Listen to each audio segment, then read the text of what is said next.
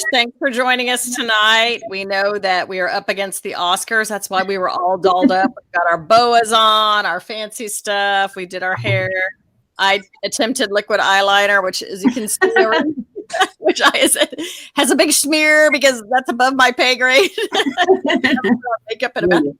But thanks so much for joining us. We are thrilled to have my good friend, author DD Ayers, who you will also learn has some other names, kind of like how Melissa has also Winnie Archer.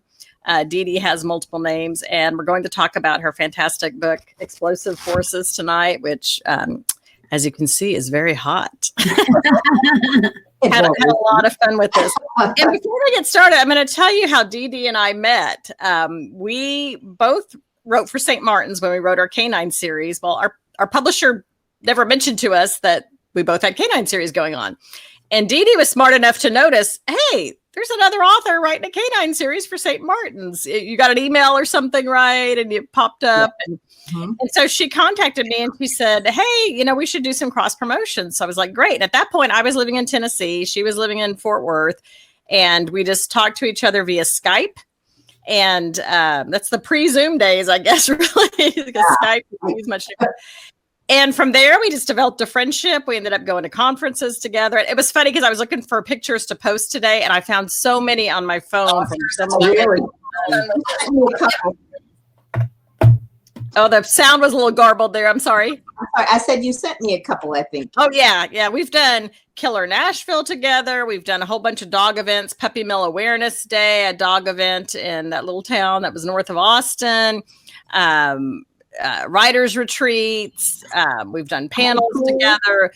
Yeah, the pool that they had the last day that Hawaiian Falls Water Park in Mansfield was open, they did a doggy day and they let the dogs just take over, and the dogs loved it. They let the dogs out. They did. Yeah, I think it was, because it was the last day, they're probably going to clean the water after, but those dogs had a ball, and we did too, just watching them. There was every breed imaginable there. It was so much fun. So, and so it's just been great. And then I ended up moving back to the North Texas area. And so DD and I got to meet each other, in real life and develop a friendship. And then unfortunately I moved away, but now I'm close to Melissa. So that's awesome too. And Melissa used to be in North Texas too. So we're all just kind of circling each other, it seems like. That's right. It's a small world after all. North Carolina's in my future. Yeah. Oh, we would love it. We would love it. There's a house for sale in my neighborhood. Come on. You'd love it here. So but because you've come to visit me and you guys like it. So let's talk a little bit first about your career, because I have to admit I'm jealous. And Melissa, I don't know if you know this, but DD sold her first book just right out of the gate. She didn't have all that, 10 million rejections going through. So talk about your career, all of your different pen names, everything that you've done. I think our book club would love to hear about that and how multi-talented you are. Oh, thank you very much. Well, I started writing back in the dark ages, where there were not writers' organizations and lots of opportunity to learn to write and be encouraged to write. In fact, I didn't know a single soul who had written a book or worked for the newspaper or anything. I just ran out of something to read one day, and I had two boys in diapers, one about 9 months and one 2, and a daughter in first grade. And we had just moved from South Texas with palm trees in January to Fairfield, Connecticut, quaint New England town, where there was either 15 degrees and 5 inches of snow on the ground, or it was 5 degrees and 15 inches of snow on the ground. Those two numbers stay in my mind. I don't remember which it was. But I didn't even have, because you couldn't buy them in South Texas, snowsuits for the kids. So we were kind of snowbound for a couple of months. And I'd always been an avid reader. Even when I was working on a degree in microbiology, my electives were things like German lit and Russian lit, because I didn't mind reading the books. So I ran out of something to read one day, and I just couldn't dash out the door and go buy something. So, it's one of those things you look back now and you think, I guess I always made up stories in my head. If I watched a TV show, saw a movie, read a book, and I really enjoyed it, I wondered what happened afterward. Or if I read something and I thought, boy, I would have, they should have done this or that or whatever. And come to find out, that's the way most writers, I think, live in the world. We're always rearranging something that is. So I just sat down and started writing. I had read, I think it was The Flame and the Flower, Catherine Wood was recently around that time. And it always bothered me that the guy was, we're back in the days of bodice rippers now. And the guy was always, and she was always so demure and so this and so that. And I thought, being who I am, why don't you just pick up his sword and run him through and find another guy, because he's getting on my nerves. So, because I had no idea that I was actually writing a book, let alone that it would ever be published. That's what happens in the first chapter. She's a French woman who's been plucked off out of the water of a sinking ship by a British English sea captain, and he says she's salvage, and so she belongs to him, and she says, I don't think so. And before the end of the first chapter, she has run him through with his own sword. Yay, great. Honestly satisfying, I must admit. And because I was writing for myself, it was like, hey, this is kind of fun, you know? And I could say anything, nobody knows. I could just write for me. And that's what I did on and off for the almost 2 years that we lived in Connecticut. Then we moved back to Texas in January. I don't know why we moved in January. And the book had been put away for, I don't know, maybe 6 months when I found it, because once you start packing, you got kids and all of that, and then you move and you got kids and they have to unpack and all those things. And I found it and I thought, well, this is atrocious, but I reread part I'd written. And I kept going. But I intended to go back to school and finish my degree in microbiology. So I got what do you call it, the fall catalog for courses. And on the front, the University of Houston had been running a writers' conference for 27 years. And I thought, maybe I'll change my major. I was a senior, but but by the bug now. I went to that conference and it literally changed my life, because I met 400 people who were writing. And they were all ages and all sizes and all colors and all persuasions and everything. And the only thing those people had in common was the love of creating. And they'd written children's books and short stories and just all kinds of things. It wasn't a kind of a conference. It was just a writer's conference. Spent 3 days in heaven. Told my husband not to tell anybody where I'd gone, because nobody knew I was writing. Only my husband knew I was writing. And dirty secret. What am I going to tell people? You leave me with 3 kids. You've never even left overnight. You've gone for 3 days. What do you tell them? Tell them we had a big fight. How do they think that? Then you're writing. Yes, it was, no, but you didn't tell people you were writing. That was insane. I didn't know a single person ever written anything. I mean, published anything. So came back and had met all kinds of people. Met a woman who encouraged me. She told me she wrote short stories, very literary short stories for Dell Books at the time. And she said she knew that they were buying historical romances, which is what I wrote, because that's what Catherine Wood was writing. And take my book and send it in. And she said, send them a query letter. And I said, great, what's a query letter? And she told me, and because I hadn't written or published anything, and you're supposed to tell them what you've written and published, I just took the first page of the first chapter and stuck it in the back of the two-page letter. Here I am. I've been to the conference. I was encouraged to write you, and this is how I write. 4 months later, they bought that book. So wow. I sold the very first book I ever wrote. And I try not to hate you for that. We need to stop and give a round of applause right now. I'm going to laugh somewhere today, probably trying to solve the problem of COVID-19 or something, because that's where I was headed. Microbiology was my major, and I was an honor student and everything. And instead, they said, do you have anything else? And like all good fiction writers, I said, absolutely. I have something else. They said, well, give us 50 pages. I said, all right, give me a while. My husband said, let's see how far this goes. They actually gave you money for this. And here I am 4 years later.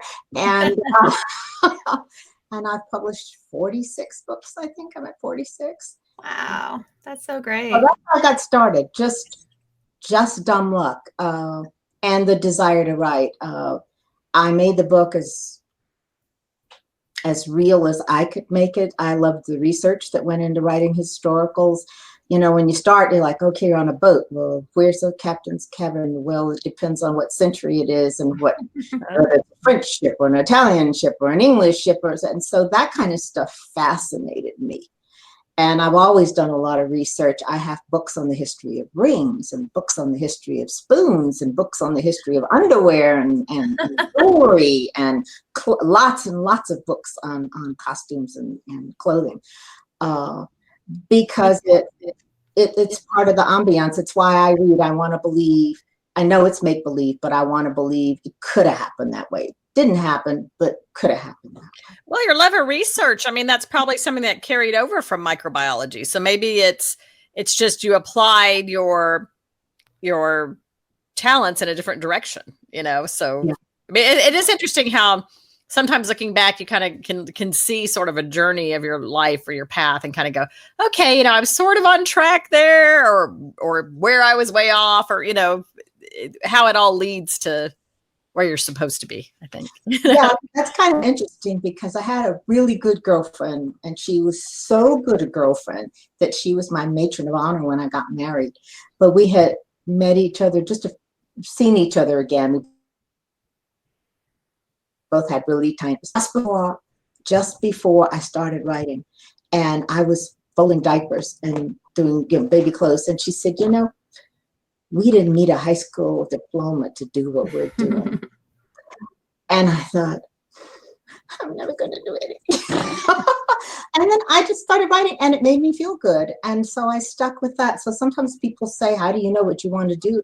Try things, you know, just try stuff. And if they had said no, I would have laughed probably and put the rejection letter with that book and gone on to school, because that's why I had the catalog in the first place.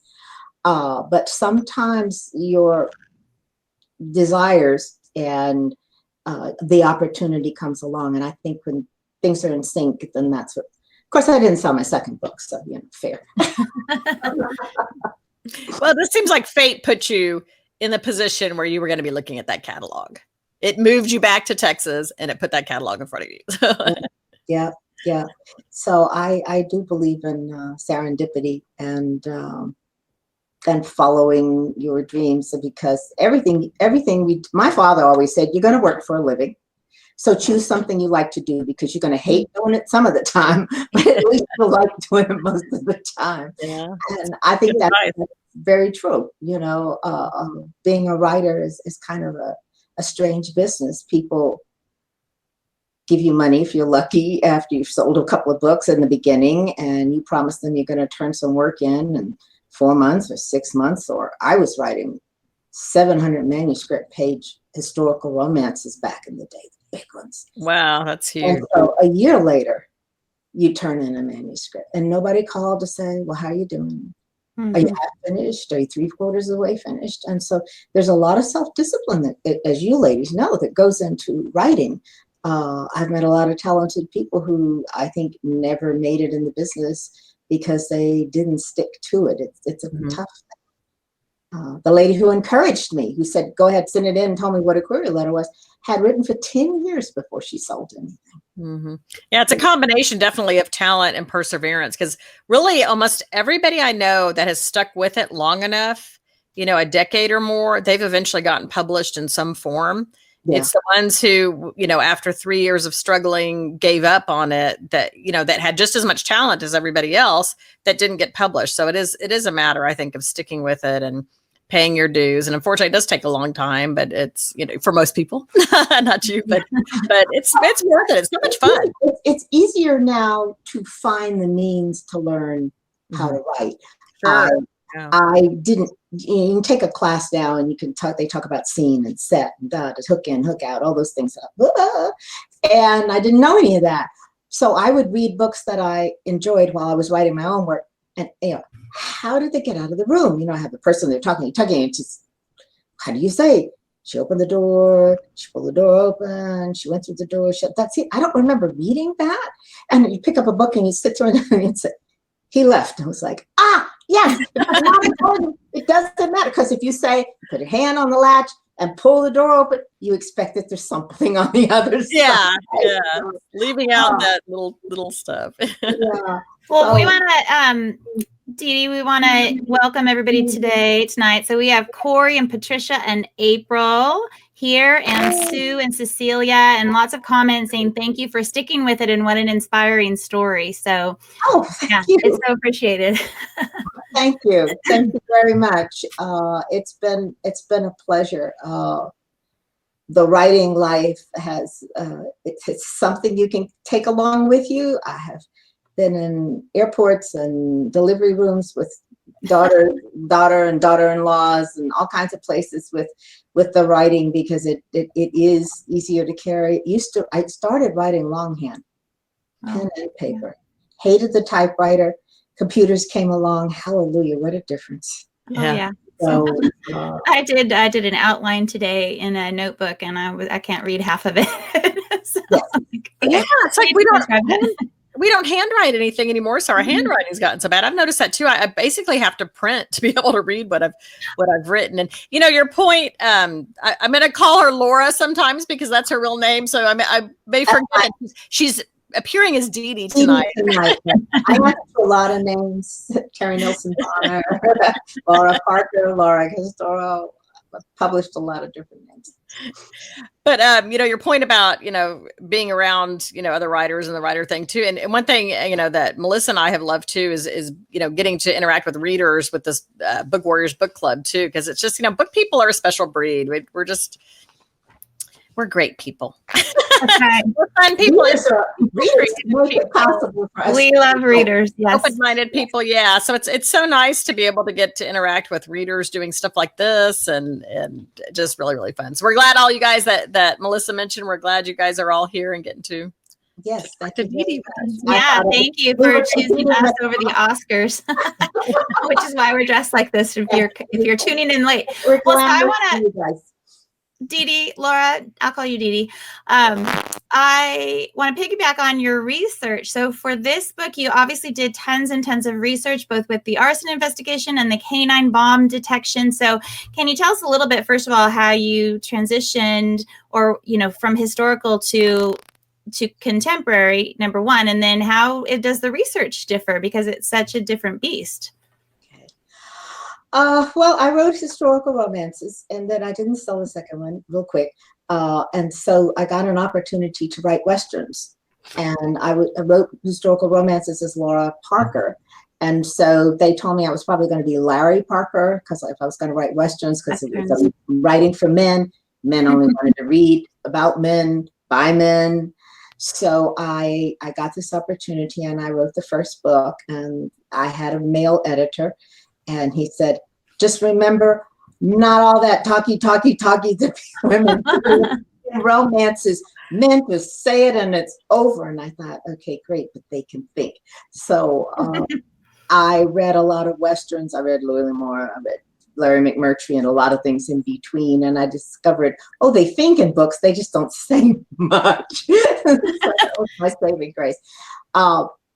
But I did the same kind of research for the Westerns, and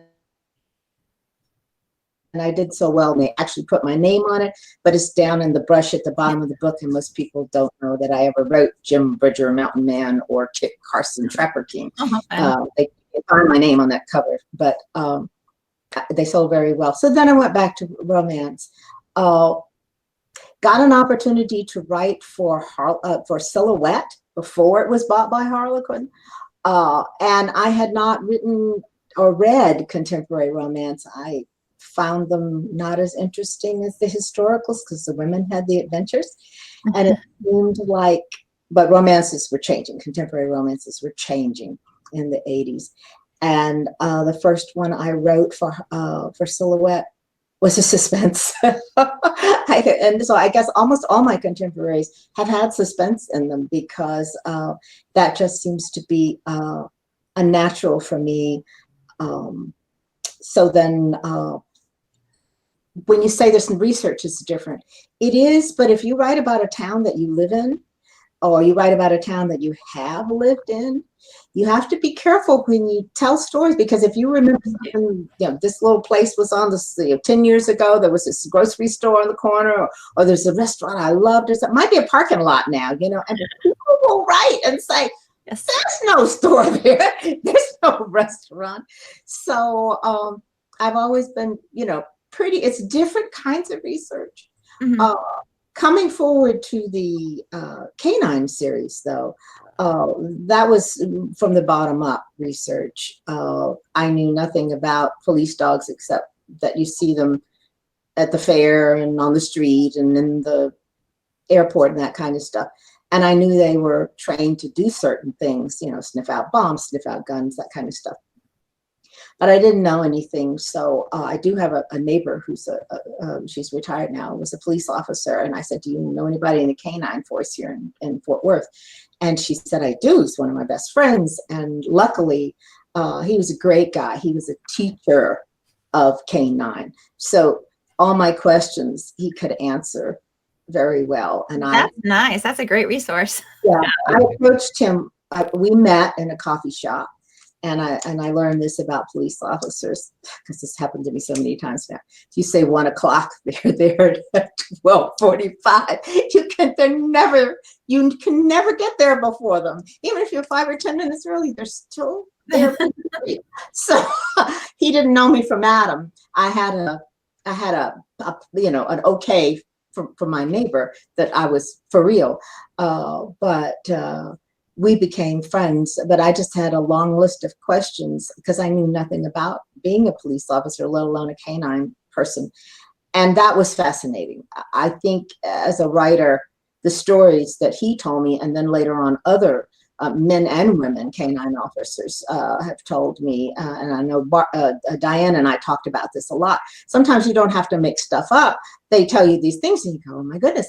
And you kind of sort of figure out how to incorporate some of it into your own stories. But I wrote 6 books, 7, if you include the ebook novella, and every kind of dog is trained differently.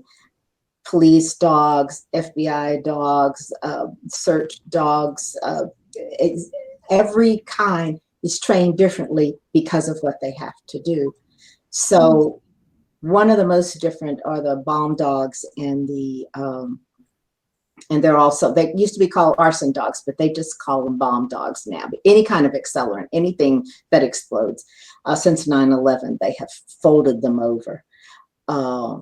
And for instance, they're fed by hand, only by hand, because they don't want anybody to give their dogs anything that might poison them. And they don't want the dogs to ingest anything that might poison them, because around accelerants or bomb material or that kind of stuff, or you're smelling, if you put food in there, then you can put poison in there and you can hurt the dogs. So the dogs never eat from anyone's hands but their owners. And even family members, sometimes they won't eat from family members, because it's that important that they eat only from the alpha, their partner, their human partner. Wow, that's interesting. Well, and Carly had to figure that out in the book, because she's like, this dog isn't eating anything, and then she finally, I guess he finally got hungry enough. He knew he was going to starve, if he didn't. And I think probably, Harley had a little bit of an issue. Harley had a backstory about eating. Can I tell it here? Sure. Yeah. Harley's the dog in explosive forces, and he's a arson bomb dog.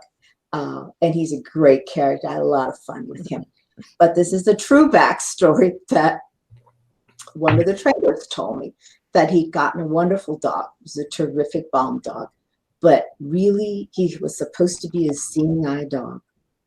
And he was a great seeing eye dog. He was very patient, very calm, watched traffic, did all kinds of things. Didn't chase birds or squirrels, which is the downfall of a lot of seeing eye animals. They just can't do it. But the day or during the training when he was with his non-seeing person, one of the things they do is they put food down in front of the non-seeing person. And after a while, the dog went, well, he's not eating it, so I'm going with the out of it. He's not going to be a CNI dog. It'll be yeah.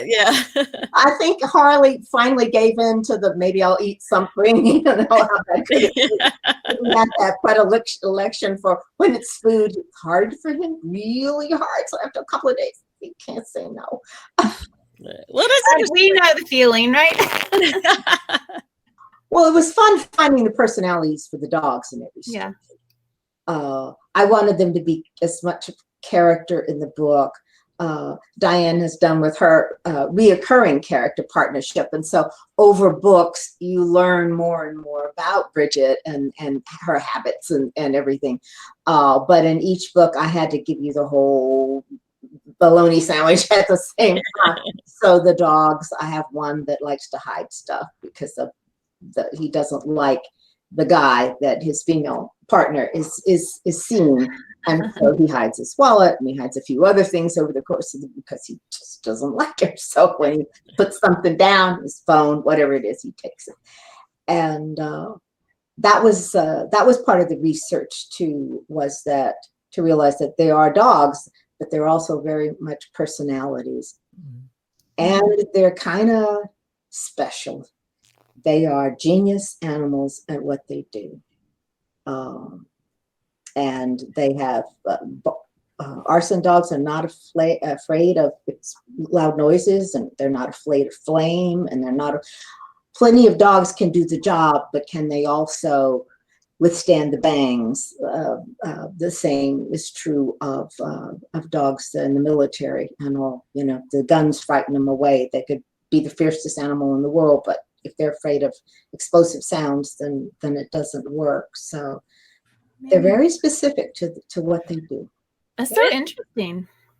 Yeah, they have to be like the creme de la creme de la creme de la creme, you know, to be able to do all that stuff. And just the fact that they're, you know, that they can do these things that we can't even replicate with machines, or, you know, like the sniffing cancer now. I was, you know, hearing something about that recently, and like how they're trying to make a machine that can replicate that, but the dogs are still better. Yeah, they have diabetes dogs do the same thing. Oh, wow. They can detect low blood sugar. Yeah. But they can also detect people who have the seizures. The seizure, thank you. Yeah, epilepsy. Yeah, they can tell the chemical change, the smell in a person changes, and that's what they're cluing into, because they can smell like 19,000 times better than humans can.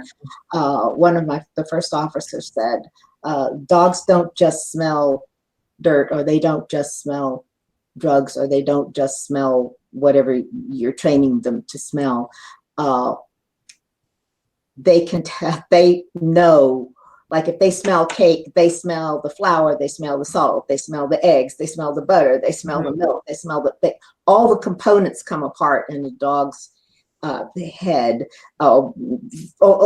factory and brain, because then the really good ones can tell the difference between this cache of cocaine and this cache of cocaine. They can smell drugs on money or cell phone. They can smell a cell phone. How do you smell a cell phone? Yeah.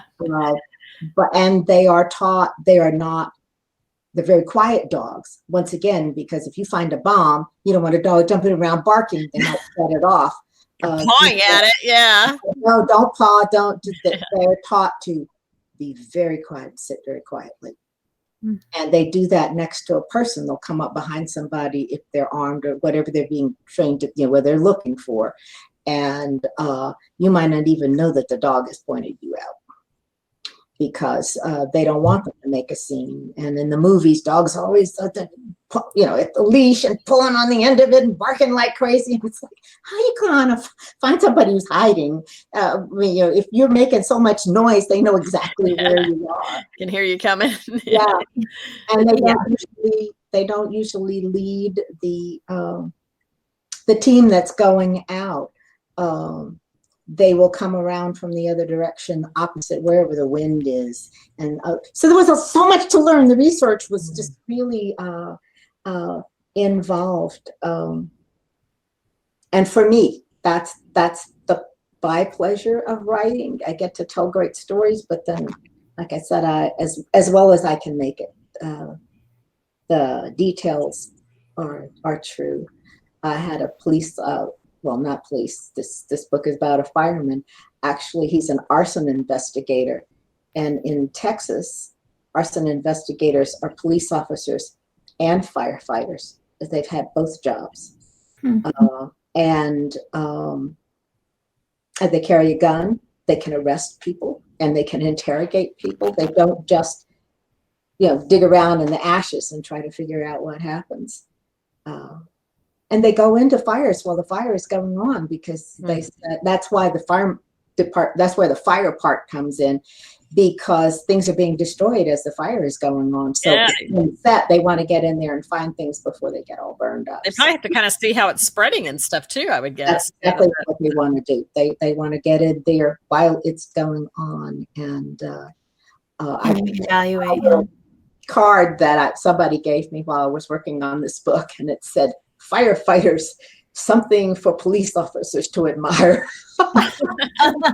Because it takes a really particular kind of person to suit up and go in a building where if your suit tears, you're going to die. It's like going into space. You don't get a second chance if something goes wrong. So that's amazing. I want to just interrupt for a quick sec to say hello to Debbie, also from Texas. Hey, and April was saying that she enjoyed the book so much, her reading and bedtime pleasure, and she can't wait till the next one. And Cecilia commented that she never would have known about hand feeding the bomb dog. So yeah, some interesting information that you're giving us, which that was new to me too. Huh?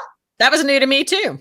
Oh, well, I noticed it in the book that that they were being hand feeding him, but I hadn't realized why. That's The FBI does it too, because they don't want, and it's not that easy to hand a dog off. A lot of people say, "Oh, I want one of those dogs when they're too old and they retire. I want them," and you don't. Because these dogs spend more time with their canine officers than the canine officers spend with their families. Mm-hmm. Every canine officer I spoke with, male or female, said the same thing. The dog is always there. Mm-hmm. And so the dogs don't like to be left alone. And when they retire, they need to be with somebody who understands that total interaction. If they've been hand fed, that means they're fed all day long. You don't go home and give a dog a bowl of food like we do, like I do for my two pets, my two dogs. They eat during the day, because if they are arson dogs or police dogs or anything that's got to be at a moment's notice active, chase the bad guy or something, they can't have a full stomach, because the dog's stomachs are made like hammocks. And they'll flip over and they can die. They have to have emergency surgery if that happens. So a lot of them are hand fed because it's also a treat, but also to keep them so they never have so much in their stomachs that they can't do that run that they need to do. You have become quite an expert through this process of research. I know, I know how to, just enough to be dangerous. No, that's part of the fun of all this, isn't it? It's like kind of getting to explore things that we thought were interesting and to write about them and learn about, the history, how things are done. It's kind of like sort of giving ourselves our own little enrichment program, Yeah, and getting to know worlds that we didn't even know existed in terms of careers and the processes behind them. The dedication. Yeah. I truly admire canine officers, because it's a 24-hour, 7-day-a-week job. And they say the dog goes on vacation. The dog goes on the honeymoon. The dog goes everywhere. Then we go to the restaurant. The dog's in the car, And so it is a real it's a real companionship. It's not just, I play with my dog here and there. And the dogs understand that after a while too. And a lot of them ride along after they're too old to go because they can't stand being alone. They just go crazy. So, well, and I think it's so interesting and so admirable how you've approached these books and just giving the respect to the field and to the dogs and to the partnerships. You know, that's I think a real tribute to what the trainers and the officers, the canine officers, go through and commit to have these dogs. Yeah. Well, my feeling about it came from them. Just going to ask those first questions. What's it like, and I liked the fact they never blame the dogs. When something goes wrong, they say the dog is trained. I made a mistake. Getting a new dog, can't treat that dog, even though he knows the same commands like that dog. The last dog you had, different animal, different personality. And one police officer told me he got a new dog and we got a command a couple of times. And it's like, I don't remember what it was, but it's not, they don't say go bite, get them and things like that, because they often speak in German or is it Dutch? Dutch, that's it. Thank you. I was thinking it's not Swiss. Dutch to dogs, because they don't want the average person to know what the dog has been trained to do. If you can say stop, and that'll stop the dog, then anybody can yell stop. So they often are trained in German or Dutch, and he gave the command to go, like, get that man, and he got bit a couple of times. He was holding his dog and it's like, go, because that's the way he did his last dog. He'd hold him and by the back of the, and he'd say go. And he said, the dog bit me under the arm a couple of times, and I kept thinking, what am I doing wrong? What am I doing wrong? And see, I would have been thinking, something's wrong with that dog, But he said he finally figured out that this dog was very eager. I said, how do you know he didn't? He said he didn't mean it. And I said, how do you know he didn't mean it? He said he let go because I had given the command to go get, and that means get and hold. And he'd bite me and let go immediately. So he knew he'd made a mistake. But he said, I had to learn to stand up and say go. And then the dog didn't bite me anymore. So I just loved that personality. That calm, and it's not the dog's fault. I did something wrong. What did I do wrong? Human error. Yeah. Well, one thing of research that DD and I did together was a canine conference in Las Vegas. So we had to go and gamble and lose some money and attend this conference. And it was, probably typical of law enforcement. It was, 90% male. And she had, I don't think it was this particular book that was out at the time, but it was one that had, the hot guy that you couldn't see his face. And all the cops, were coming over and going, oh, I posed for that cover. Do you remember that guy? Said, prove it. That was me. She said, I did that for your cover, right? Right. Dad's are friends with him. And Diane goes, yeah, prove it. And I'm throw us out of this hotel for sure. That was fascinating too. We got to sit in on a few classes because we went through this process and they accepted us to attend this canine conference. And it was fascinating. We did meet women. We met a couple of interesting women. One was from Austin, met cadaver dog trainers, and they use, as you would expect, real cadavers, because how can you use something other? It wouldn't be the smell that you need. And dogs that could smell people who've been drowned underwater, and just what dogs can do, what some dogs can do, like Mensa Olympic dogs can do, is almost beyond belief. It really is. There's a dog out there that can just do things you would never imagine. And how the different breeds are suited for different things kind of too, depending on what they're doing and all that. Yeah, it was much more specific, kind of like you mentioned earlier, than I had ever realized. I remember thinking that at the conference about, just, and they were even talking about distractions by breed. Some dogs are really into squirrels, some are really into deer, and learning, teaching them to ignore those distractions and how they do that. And I'm just sort of curious what a pug and a chug are skilled at besides cuteness. The couch. They are security animals. They calm people. you can carry them around, and so if they're not really excitable, then they're good comfort dogs. Yeah, they no, work ours, well in hospitals and I can imagine, yeah. places like that people go in with their dogs that have been trained. And just petting a dog, you can just watch I've been told, you can just watch someone in the hospital, their heart rate slow to if they're in pain or something from petting the dog. So yeah, well, they have therapy dogs that go to elementary schools and high schools for comfort and to support kids that need that sort of support. So yeah, that's interesting. I was just joking because I have a pug and a chug, and all they do is hold down the couch. Pretty much. They're adorable. Calm all the time. You can come over there and try them. Hang out. I have to tell one story on myself.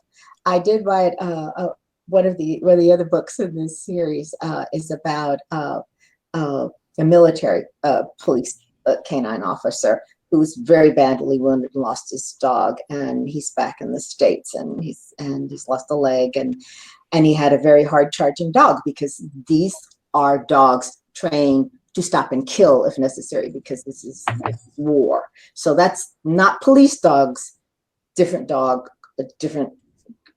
So he'd had the most volatile kind of dog, and he has problems. He has PTSD. And when the story starts, the story's between the woman who trained the and the man who does not want this touchy-feely labradoodle who's kind of an orange, she said, looks like a fried chicken dog, curly dog. He's had this masculine super dog and doesn't want this girl dog. Her name's Samantha, and he calls her Sam, and he can barely stand to do that. So I went to Patriot Paws here in Rockwell, Texas, and talk to people who train PTS dogs, serious, and went several times. And the second time I went, they were training, I remember his name at the moment, I think he was a labradoodle, silver, beautiful dog. So then he came over and let me pet him. And he let me pet him, and he wandered around a little bit, and then he came back, and I'm talking to the person. I've got my questions and all, and the dog is here, and I'm petting, and then he's leaning a little harder into me, and I'm petting, and he puts his head on my lap. I'm thinking, oh, this is the world's best dog. And after I left and got in my car, I thought, that dog knew I was nervous, and he was trying to calm me down. And sure enough, when I went back the next time I asked, and she said, I'm sure that was it. I thought, oh, he loves me. He thinks I'm the most wonderful thing ever. He just knew I was nervous, and he was trying to, it's okay. Little more. They do things like that. They lean against you. If somebody's having a panic attack, they get behind the person if they're in a public place, and they push them toward a corner, and then they stand in front of them. Or if they're a big dog, they can get up and put their hands on the shoulder and look the person in the eye and lick their face, trying to bring them, back to the moment. And so you didn't have to prove it to me that it works, because he was doing it to me. He was on the job. He was on the job. Yeah. He was training.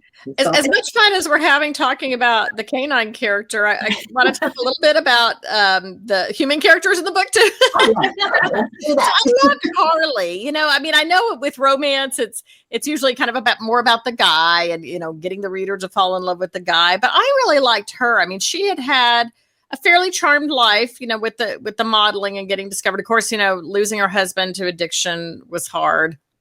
But I loved how she was using her shop as a way to lift other women up. I thought that was just a wonderful thing that she was doing, and how she, was getting that other character to kind of be her assistant and to help them drive their creativity and figure out, more products that they could make within their realm of, creative aptitude and all that. I thought I really liked her, but there was something in there that when she was doing her investigation too, she was clearly very clever and figuring things out on her own. And I thought I liked that too, because a lot of times in books, they're always telling the woman, back off. This is our investigation. Don't get involved. And she kind of got a little bit of that, but she was going to do her thing anyway. Right. Kind of like you stabbing the guy with the sword, keep a good woman down. That's right. But at one point, she's kind of got these theories, and Noah tells her that an investigator needs to let the facts and evidence point to a theory rather than coming up with a theory first and trying to find the facts and evidence that support it. And so is that one of the things that your source told you? Yes. Yes. I got a lot of insight into arson and how it works and how I'm not going to remember at the moment, but basically people set fires for release of emotion, for revenge, and on a much smaller and minute scale.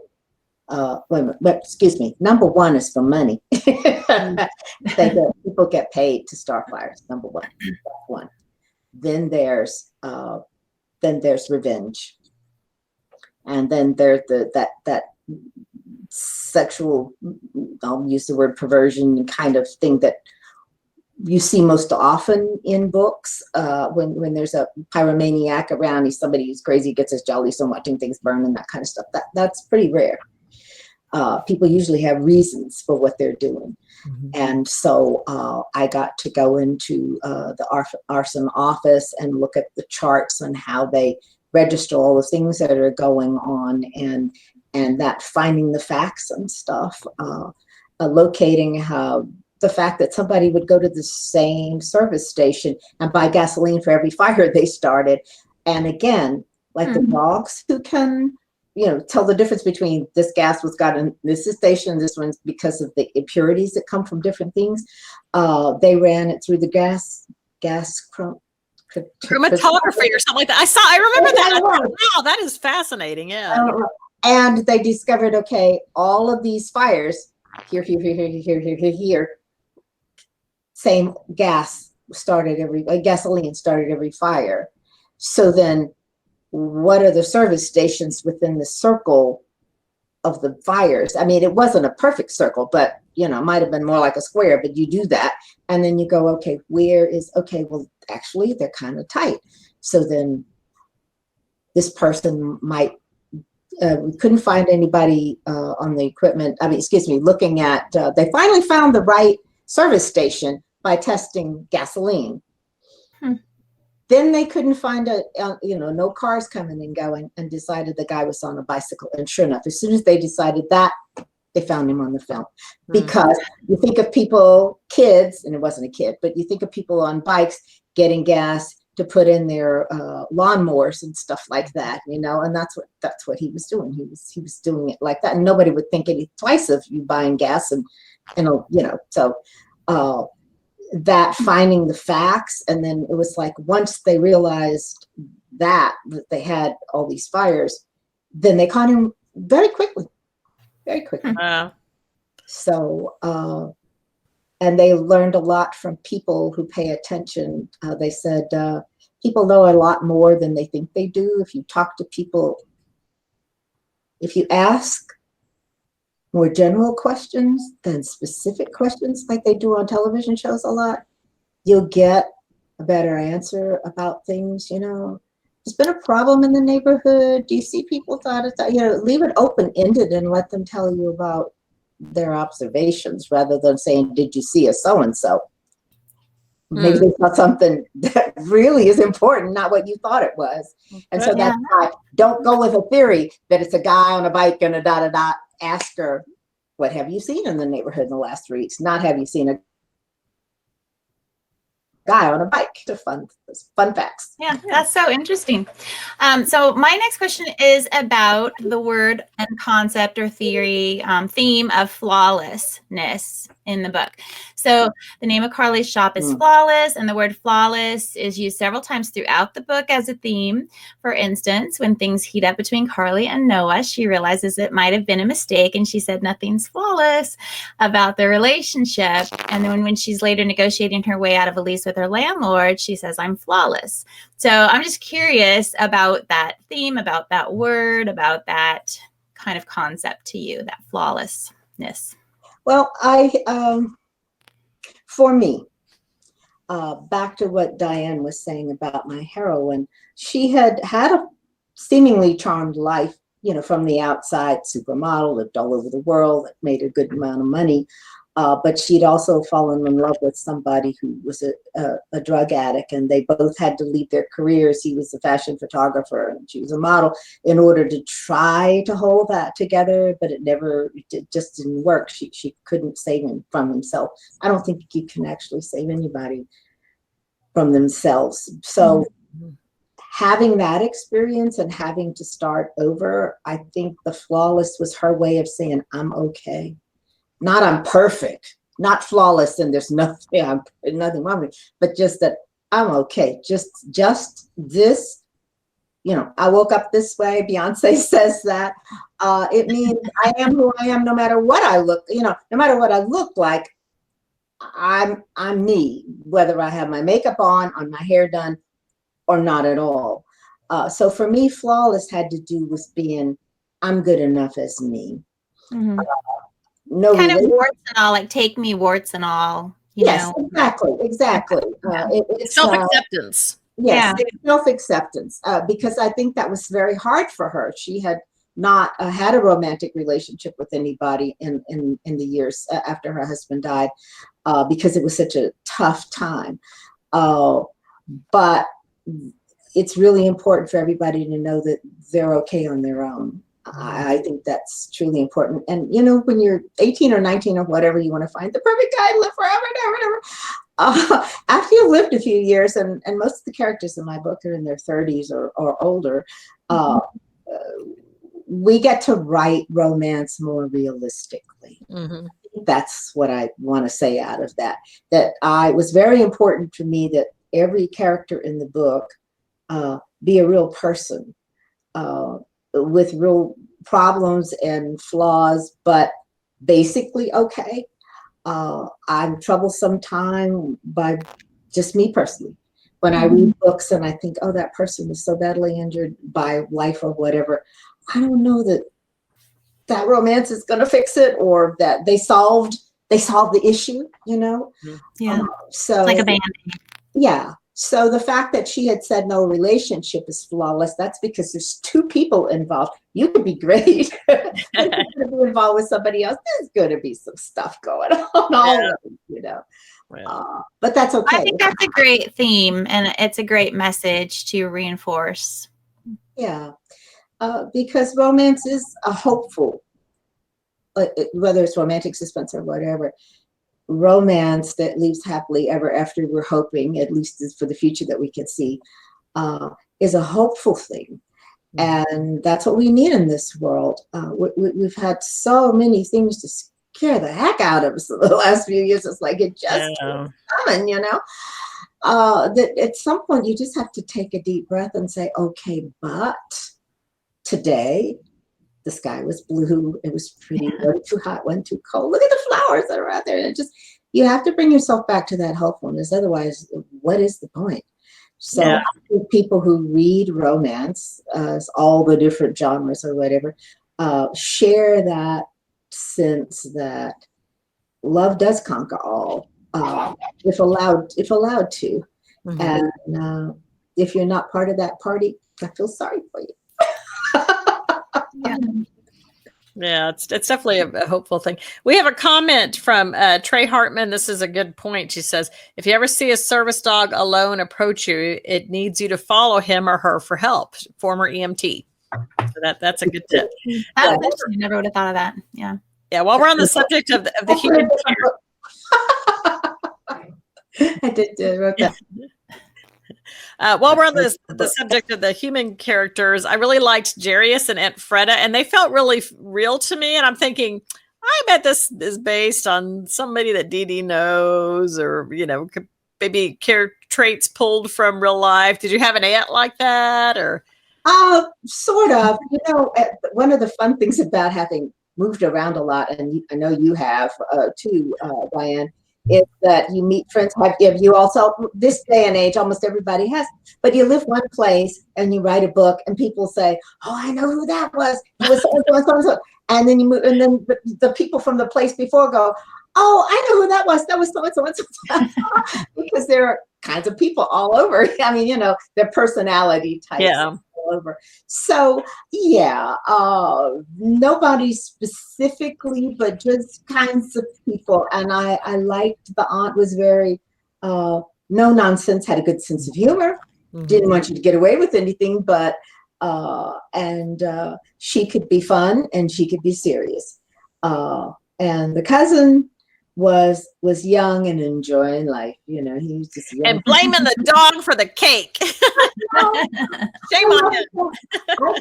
That scene where about the cake between Carly and him, when he cuts the cake and all, just happened in my head as I was writing it. I had not planned that out, and I thought that is something that just watch somebody dig a ditch, and you're just sitting back there going, you're giving me all this trouble, but you're going to be in such trouble yourself when they figure out what you've done, And then you're going to on the dog, which I thought was brilliant. That was funny. Very funny.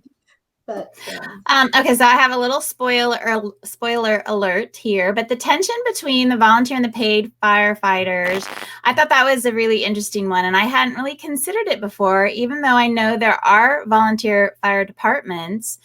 It seems crazy to me to ask people to risk their lives without being paid for it. No. So I'm curious about that. Well, there are many, many, many, many small towns all over the United States. There are so many.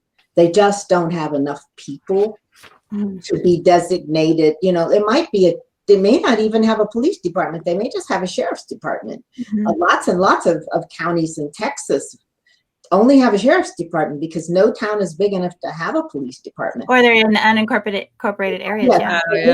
And there are two the unincorporated towns right here within 2 or 3. And Fort Worth, I think they've incorporated a couple of them. And they have volunteer fire departments. Now they work alongside the Fort Worth Fire Department. It gets big, they call in the big cities, and they can call in Arlington, and they can call in around. I think they have to stay in Tarrant County. But that's not unusual that there are volunteer fire departments because there's no alternative. Did you speak to any volunteer firefighters? I did. What do you think is their psychology? What would make them choose to do that? To put themselves at risk. Most of them have other jobs. I mean, they have a day job, and being a volunteer fire person is only something that you do, and it's to protect their community. That's why they do it. That there'd be no help if they didn't do this. They are the line. Yes, it is that sense of community and helping your neighbor and all. That's how fire departments started.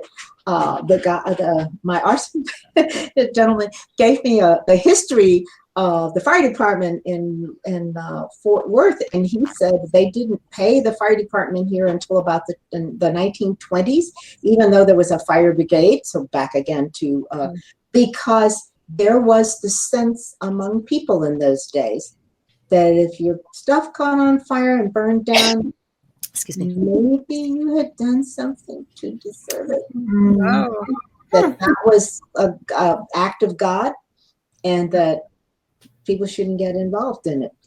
It took my breath away. I said, "Are you serious?" And he said, "Yeah." So the first fire department where people were paid came from local merchants who went, "Wait a minute, it's our house, it's our buildings." Often it was warehouses and things, not personal houses, were burning, and so they brought in and started out as a private enterprise and became a public enterprise. That's interesting. So the background of fire departments is not like policing, other things. They've been not seen. I mean, certainly in big cities, but I think it's still true in some rural areas. Like I said, first of all, it's manpower and woman power issues. So I think a great deal of anybody who volunteers to do anything dangerous. In this instance, I was looking for a character who might be after my my arson person out of jealousy. Mm. And that I had heard some stories, and good and bad. And so I thought, okay, I'm going to go this route.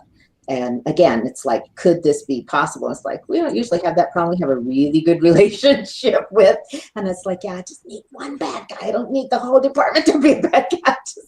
Well, I do remember hearing about in California, some firefighters had gotten laid off or whatever, and then went out and started some of those huge forest fires, I think, as a way to try to get jobs back, or as revenge, as you mentioned. And it's, you know, you're kind of going, oh my gosh, you know, you're the people we were counting on. I think, and that was something that I did hear about. There was a case here in Fort Worth a few years ago where a fireman had started fires, and just wanted the attention, save people in a building, did something else, and wow, he was there twice. That's amazing. And then the third time it was like, oh, Not a hero or something. yeah. So any story, and I know readers are savvy enough to know this, in any story, you're talking about particular characters that you've built. I never go, oh, all these people are like this, or oh, all the people are like that, or all good, all bad, all anything. They're individuals. And so it was not a slap in any way at volunteers, because like I said, when you think about it in those terms, that they put their lives on the line for their neighbors without pay. No pay. Yeah. That's a remarkable thing. That's amazing. So I'm betting that a bunch of the people who read this book are going to want to read the rest of your K9 series. So do you want to do a quick plug for the other books? Tell us what they're about. I know there's one that's set in North Carolina, right here where Melissa and I are. Yeah, that's the first book. I've got them here behind me. That's Irresistible Force. Where did I get over here? That was the first guy. He sold a lot of books, I have to say. Bless his heart. Good looking man. And this was my first book, and he's the police officer and his dog goes astray, because I wanted to investigate and talk about that relationship between the dog and his human partner, and how important it is, and what happens when they get pulled apart and all. The second book is behind me. The second book is Force of Attraction. I should have had them in front of me. So they're behind me. And that was fun, because that's about a husband and wife who've been divorced several years, and they're both K9 officers, and they're pulled in. One is still a police officer. The other one now works for the FBI, and they get involved in a case where they have to go undercover in a dog training, dressage competition animals. I can't even think of the name. Like a dog show? Agility. That's it. That there's some really ugly stuff going on. And they get pushed back together, and her dog can't stand him. But he's the one who keeps. Is this the one that hides things? Oh yes. Oh yeah. and yet he's kind of interested in his dog, because his dog is female, and so I got a double love story going on there. And the third book is Force. Excuse me, that was the second book, Force of Attraction. The third book is called Primal Force, and that's the one about the military police officer who's back in the States. He had been he'd been a state trooper, and he got called up to active duty, and he lost a leg in Afghanistan, and he's back, trying literally to get on his feet and to get his job back. And but he has PTSD issues, and the heroine trains dogs for vets, and they call them psychiatric dogs, D dogs, because that's a pretty common ailment that people are living with, and the dogs are quite remarkable. That was the only book in which I gave the dog point of view because my hero was so difficult because of his problems. Not horrible problems, but I mean, he was just hard to get along with. Just hard to get along with. And I thought, why would anyone be interested in this man that the dog was?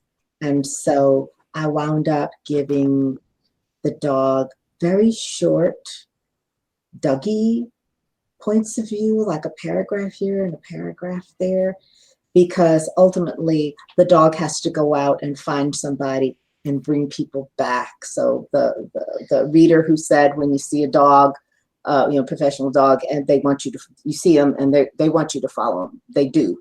They'll take you back to a problem. And so that was very interesting to do. Then there was Rival Forces, which is about a rescue dog, a different breed of animal.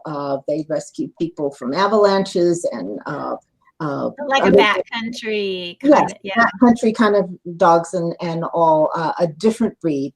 But the heroine in the story has a very rare Czech. They call them police dogs, but it's a Czech. Kind of a German Shepherd, but not really. They're part wolf. Oh, wow. And they are the only dogs that will stare a man down. If you'll notice, police dogs don't look you in the eye. They just go do what they do. They don't look because remember, we're huge compared to a dog. So we're kind of like a bear on our hind legs. So, but this dog will look you in the eye and he will kill you. That's what the dog is trained to do. They do not, with their canine, they work independently from their canine partners. They never look at their partners. They are always focused out in the world. And so she has this dog that had some problems, and she took it on because she's a professional trainer. But this is a real not a friendly dog. Most police dogs and all, play ball and roll around in the dust and all that kind of stuff. But these dogs are different.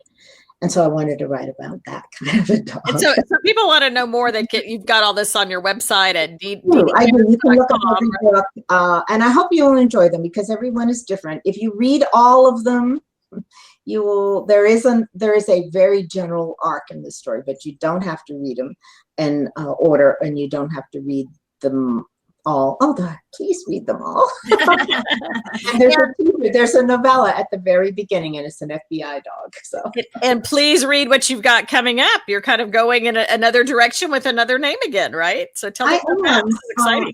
I have a book coming out in August. It's an updated of a book that I had out in 2008 under my name, Laura Castoro, Castoro, and it's called Love on the Line. It's about a businesswoman who has fallen in love with a man who's a minister, and trying to back to the adult and grown-up love, trying to make a marriage work, where she lives in the big city in Dallas and he's got a small church in a small town in Arkansas, and the people in his church have especially the church lady, lady who kind of runs things. Every church has one. They call her, sometimes they sacred cow. The oldest person who knows all the church history and everything about everybody, who doesn't quite approve of this woman who doesn't show up except for church. She's not there for choir practice and stuff. And she has a teenage daughter who's going off to college. And so had a lot of fun with that, because I got to write about a marriage, and that's something you often don't get to write about in romance. You write up to the marriage, and then it feels like, oh, the suspense is all over, but it's not. And this was a great write for me. Do you have multiple websites, Laura, then? Right now, I just have the DD Ayers and kind of folded things under, because I haven't written under that other name, but you will be able to find everything. Okay. that I have at my DDayers.com. Good. And then maybe when we're all done, if you want to add that website to our comments section so people can find you pretty easily, that would be great. I would love to do that. Well, it has been so interesting to talk to you.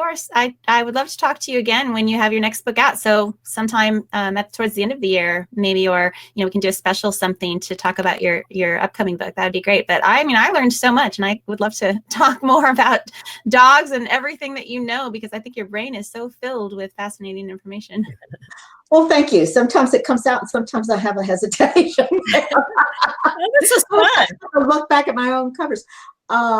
Thank you. I enjoyed it. It's always fun to talk to people about writing and reading. I'm as much a reader as I am a writer. Somebody said, if you had to give one up, which would you do? And I thought, I guess writing, because I love to read. Yeah.